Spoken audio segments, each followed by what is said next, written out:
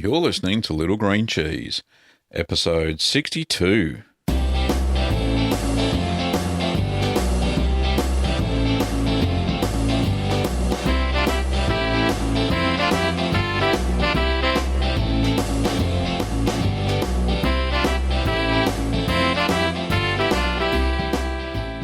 Well, welcome back, Curd Nerds. I'm Gavin Weber, and this podcast is where you can learn about cheese making at home.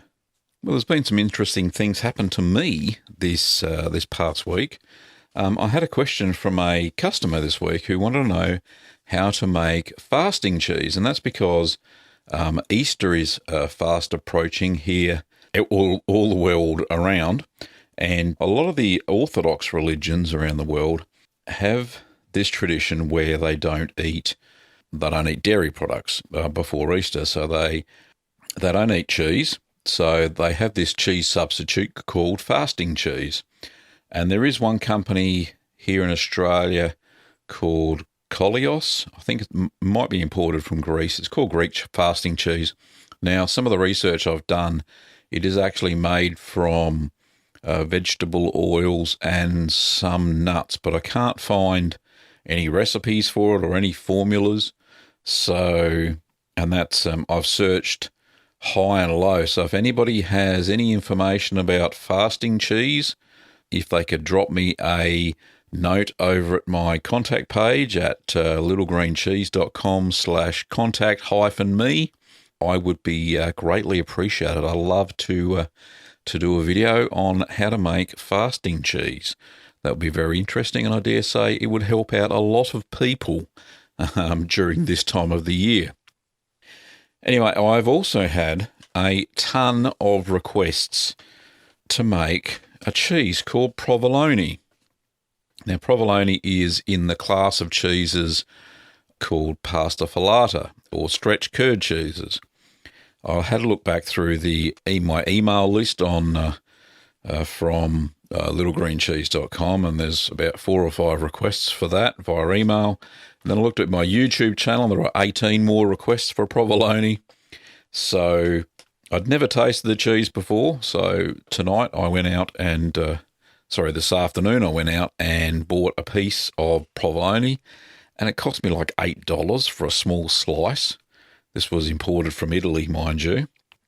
So I'm going to try that on the weekend. I'll do a little video on that and give my opinion on what it tastes like, and then try and make some provolone. Now, I know that it is hung using rope and it is strung up in some unusual cylinder sort of shape.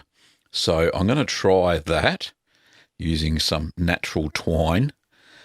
And, it should be very interesting. So I'm quite excited to give that a go. So it won't be this weekend, unfortunately, fortunately, because I'm teaching a cheese-making class, the one I was talking about last episode, and I've got a full course there. I've got 4 students that I'll be teaching on Sunday, so that'll be good fun. I'll be teaching them how to make paneer and whole milk ricotta and quick mozzarella, so that should be good fun. I'll have 4 more Curd Nerds into the Curd Nerd Academy, so that should be very exciting. Anyway, so the weekend after, I'll attempt provolone and give that a go. And then I was looking at all the other cheeses that I've got on my list, as I say, as people keep requesting cheeses on YouTube. So far the cheeses I've got on my list are raclette, a goat's cheese called Browse, spelled Brousse, Browse. I'm not sure. Anyway, it's a small goat's cheese that's in a small log shape, so that should be interesting. Scamorza, which is another stretch curd cheese, pasta filata. Cambozola, which is a cross between a camembert and a gorgonzola. Brie, of course. I haven't mastered Brie of all things, so I'll give that a go. Cherve, now that I've found a reliable source of goat's milk, and a new one was added to the list the other day by a Mexican viewer, and that is, how am I going to say this? It's Kotya. So it's Cotija, but I think it's pronounced Cotija. So, or Cotija, I think that's how you pronounce it. Anyway, I've got a recipe for that. It's very similar in texture to feta, but it actually tastes more like Parmesan or Parmigiano Reggiano. And it's only aged for about 6 to 7 weeks. So that should be interesting. I'm going to give that a go. So I've got recipes for all these cheeses. So over the Easter break, I told Kim that don't come near the kitchen. I'll be busy making cheese. So that should be good fun. Anyway, we're going to do something a little bit different this week. I'm going to play a voicemail first and answer that question because the answer is intense. It is the question's short, but the answer is going to be very, very long. And then we're going to play the Q&A session from Ask the Cheese Man session number 13. Let's get stuck into that, shall we?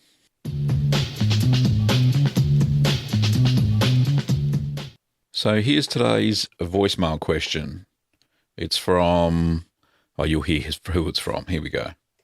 Hey, Gavin, this is Diana Lang from the United States.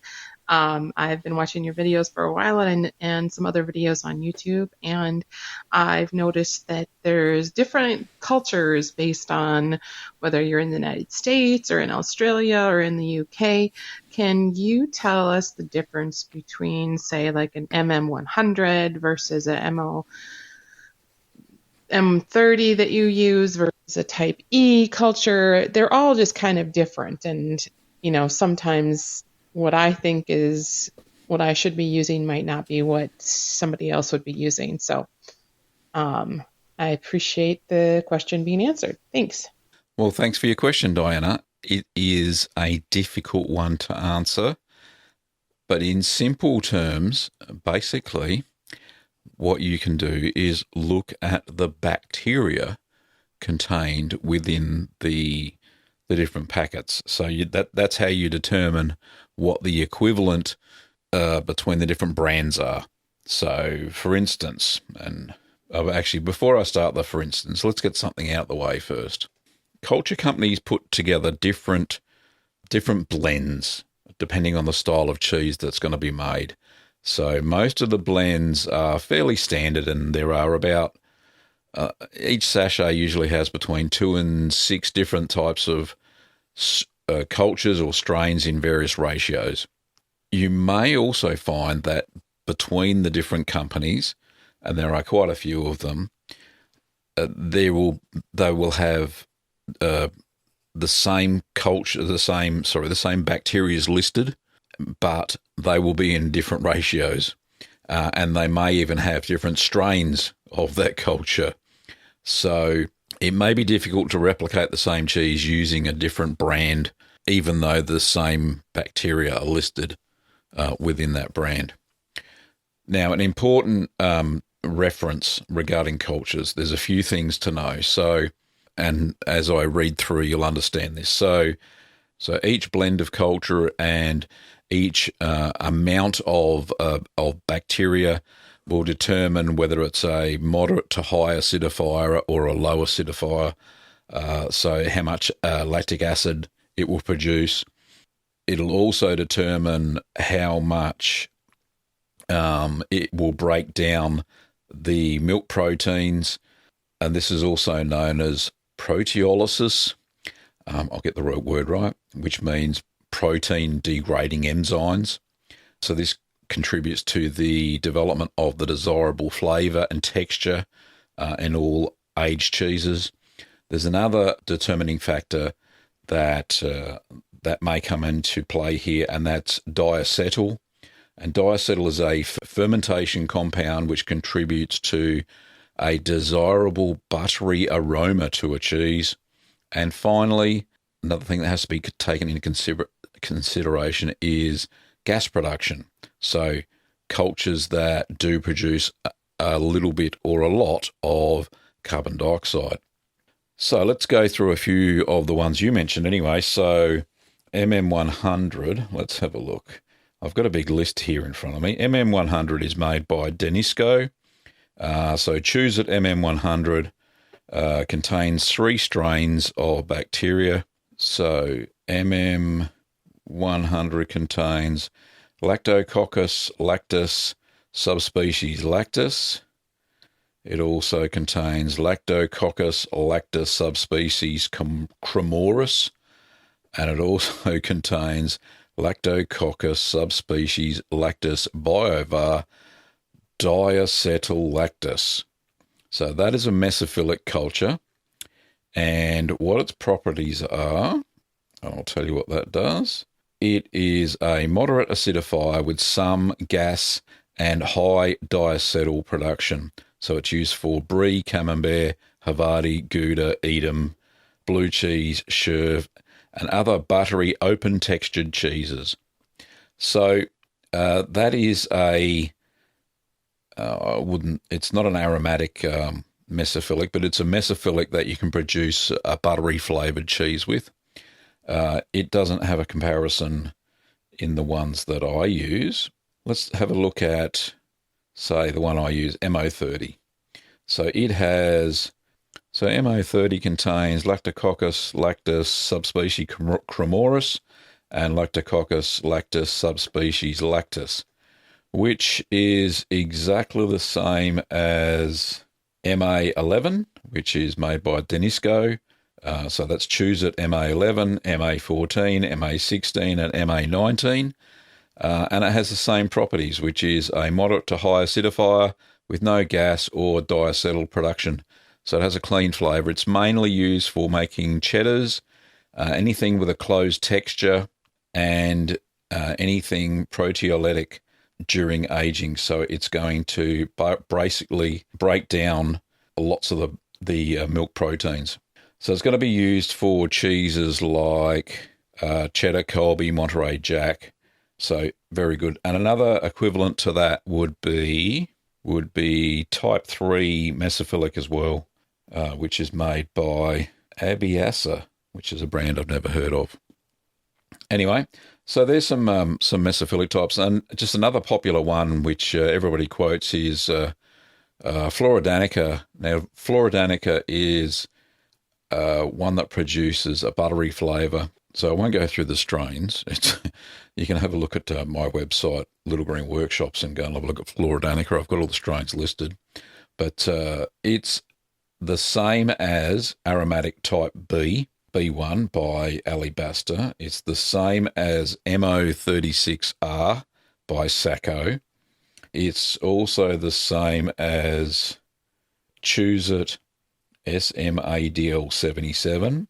So there are some similar aromatic mesophilics out there. So their main properties are they're a moderate acidifier with some gas production and high diacetyl production. So they convert the milk proteins and give it a buttery flavour. So they give you a very good texture, so buttery aroma and flavour to the cheese. So that's what a aromatic mesophilic culture would do to the curds as it ages.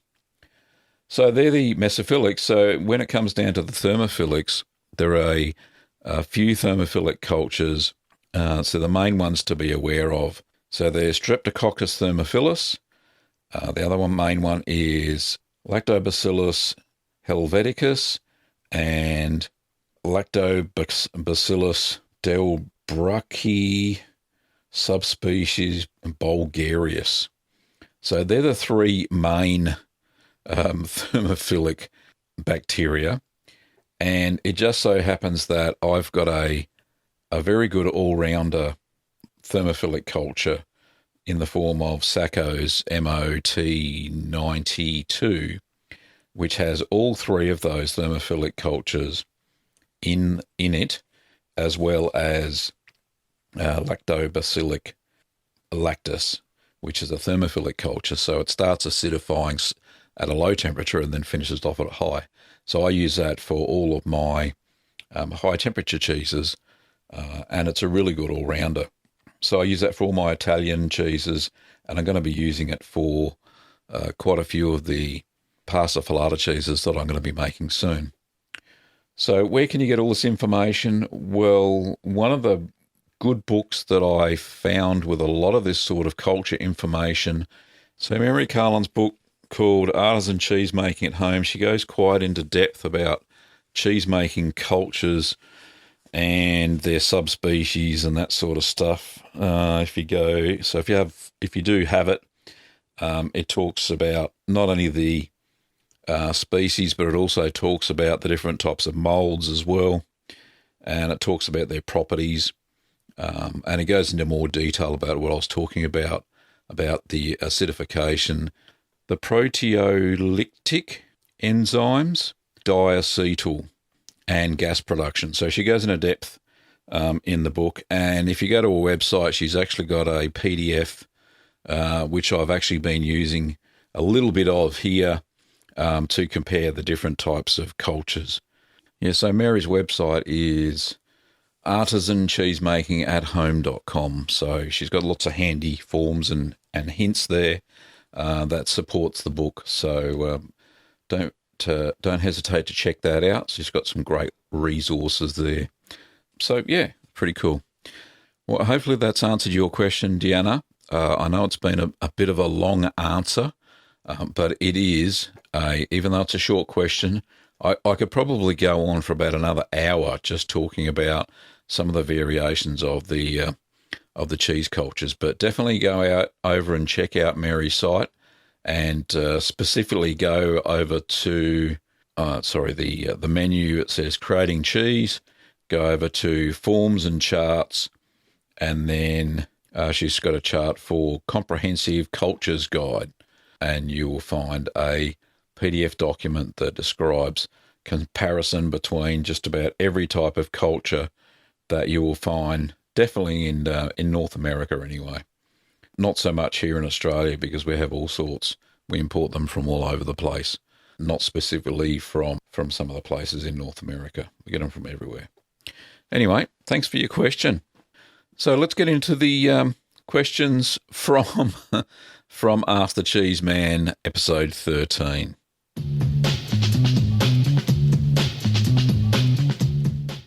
The first question today is from Dharma Yaffe, and Dharma says, "Hi Gavin, I know that I'm going to make just half of your recipe." I think she's referring to the feta recipe I put up recently, the goat's feta.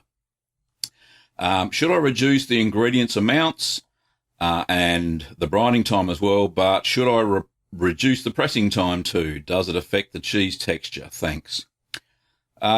So what I'll generally answer this question for most of the recipes that I have. So it's just like baking a cake, basically. If you want to double a recipe, you can double it, but the cooking times and pressing times do matter. So let's go through them.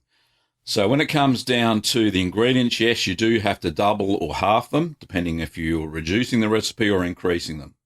So you do need to do that. Insofar as the acidification time, it needs to be the same, because you've scaled it, basically. Still needs to be the same amount of time. For the renneting time, it needs to be the same. For the stirring times, it needs to be the same. You need to get the same amount of whey out of the same volume of whey out of your curds. So all those times are the same. The draining times, they need to be the same. The pressing times need to be, need to be the same. The pressure will need to be the same. Depending on the size of the cheese, it'll be how many pounds of pressure. Yeah, it'll need to be the same as well. You just to have a look at the size of your cheese. Obviously, the smaller the cheese, you don't want to squeeze the bejeebers out of it. Most of the pressures that I put in the recipes, they're a mashup of different recipes I've gained from, say, the internet and from books, and I look at the best parts of recipes. So I look at the best pressing times and that sort of things, and basically find the best pressures that I can, experiment with it, and then give them to you guys from the results. So basically, those pressures are what I've applied using my spring press, and then allow you guys to figure it out from there. So, and that's for the size mold that I've used, so you'll have to figure it out from there. The brining times depends on the size of the cheese that you've made. So if it's a bit smaller, then reduce the brining time by half. If it's larger, then, double the brining time. You just don't want too much salt in your cheese. So that's a basic guideline. For maturation, it'll be the same as per the recipe, the original recipe, because the cheese will probably take about that amount of time. Obviously, if you've made a super massive large cheese, it will take longer to mature than a tiny little cheese of the same type. Anyway, I hope that has helped, Dharma. Okay, the next question is from Brian Tremeling. Hope I pronounced that right, Brian. Brian said, "Hey, Gavin, thanks for all the info. I made my first cheddar last night and am enjoying it. It seems to have come together well, even though I got it a little too warm at the beginning stage. My question is regarding to temperature in the aging process. I know you said 50 Fahrenheit for 3 months, but what range should it live in? 45 to 50, or can it be 40 to 60? Also, I really need to make one of those curd cutters. Mine were all different sizes last night." Okay. Ranges. No, we can't do ranges. They're in the army. The answer is, well, first of all, Brian, well done on making your first cheddar. Congratulations. It's always a big step in the right direction when you've made your first cheese. Now, unfortunately with cheeses, the temperature ranges for the recipes that I give are fairly tight. So for a cheddar, you can mature it at between 10 to 13 Celsius, which is between 50 and 55 Fahrenheit. That's about as much as I'd vary it, that's for sure. If you make it too hot, the lactic bacteria will multiply too fast and will produce too much acid, and it may be too bitter. If the temperature is too low, the bacteria will go dormant and they will slow down production of acid and conversion of the fats into the fantastic flavors that a cheddar is well known for. So you really do need to stick to those temperatures. They're tried and true through the ages, since cheddar was first invented way back when in England, when it was invented, way back when. So, yeah, you really can't vary from those, Brian. And that goes for most of the recipes, in fact, all of them. Don't change the temperatures, because it's during the affinage stage when most people come unstuck that say, I was going fantastic up until I put it into the cheese fridge, and then I ask them what temperature you put it in, and usually they come back with a temperature that's different than the one that's in the recipe. So go figure. So, yeah, check your temperature ranges, folks, and you'll find that if you can stick to them fairly well, then your cheeses will come out pretty good, I reckon. I check mine once a week, and that's about all you need to do. Just check your little thermometer inside the fridge. Make sure that you're at the right range. My cheese fridge stays between 10 and 13.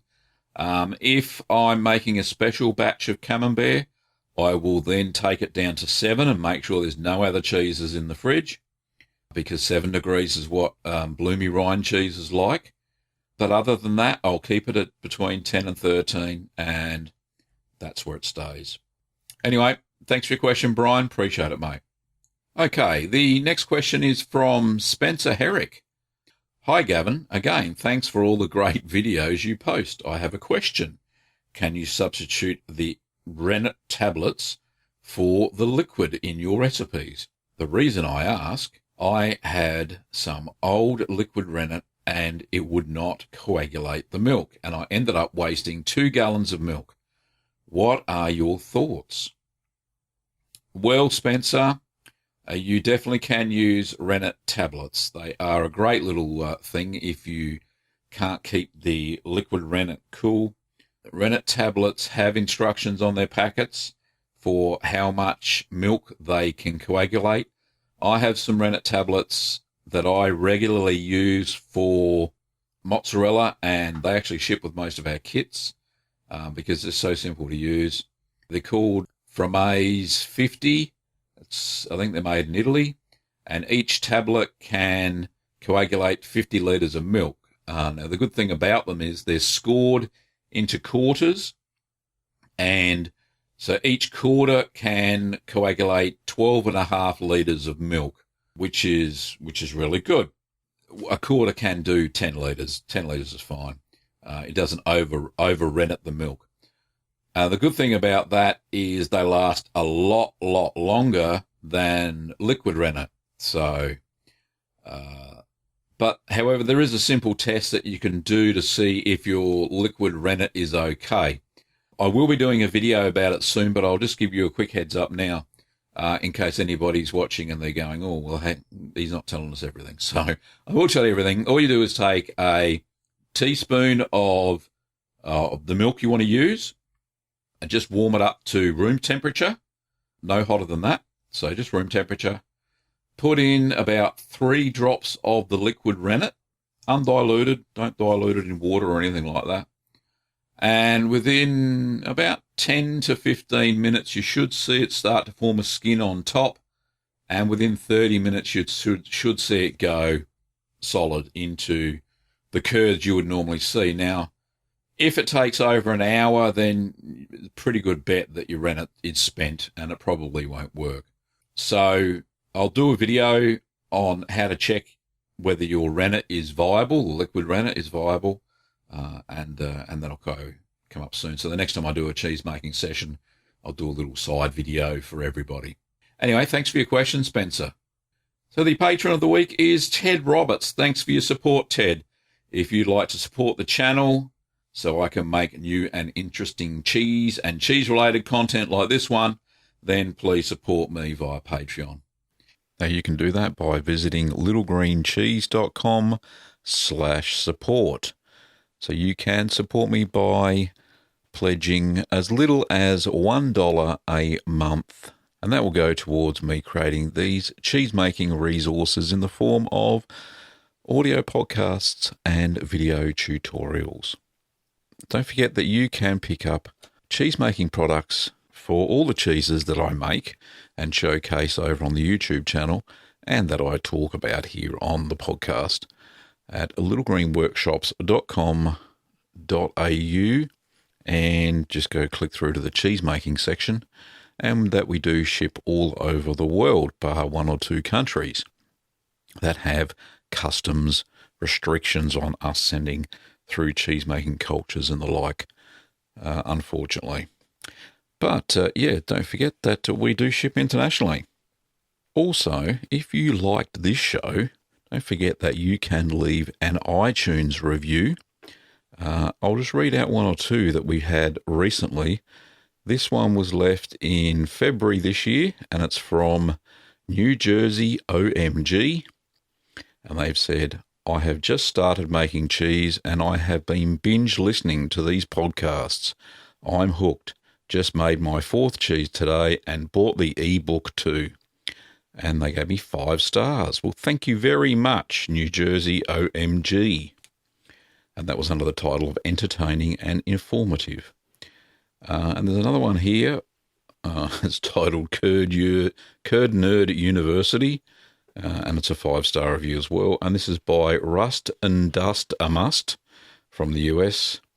And it was November last year. I am new to cheese making and heard one of Gavin's podcasts. I downloaded them all and started from the first to the last. I feel like I have been to a curd nerd university. Gavin freely gives his time and knowledge, as well as the knowledge of skilled cheesemakers through interviews. Wish I could give this podcast series 10 stars. Great work. Learned many new ideas. And Gavin answered all of my questions through these podcasts. Keep up the fabulous work, and to all those behind the scenes that helped Gavin. Thanks, mates. Diane from Oregon, USA. In fact, it's probably the same Diane who left a question a couple of weeks back. Thank you very much, Diane. And last but not least, this is from Mataki from Australia. Gavin is a star. 5 stars. Says, thank you, Gavin, for sharing your secrets and making my cheese-making life easier. Well, thanks very much, Matt Key. If you want to leave an iTunes review, you will find on the show notes for this page there's a little button that says iTunes review. Just click through there and it'll take you through to your country's iTunes page and you can leave a review. I don't mind what stars it is. It'll all come up. I'll be able to see them all from any country in the world, and it gets sent through to a special little page that I have, and I'll read them out here on the show. Fantastic stuff. It also helps them get this show get a little bit more visible in iTunes, which is one of the biggest search engines for podcasts in the world. Finally, wish me luck for my cheese-making workshop this weekend, please. A little bit nervous. It's been a while since I taught a workshop. It's quite easy to stand in front of a camera and teach people, but when you've got live people, it's a little bit intimidating, but I think I'll be all right. But one of them's a friend, so a work colleague from work, and it's his mum and dad as well that I'm teaching, so I better be on my best behaviour.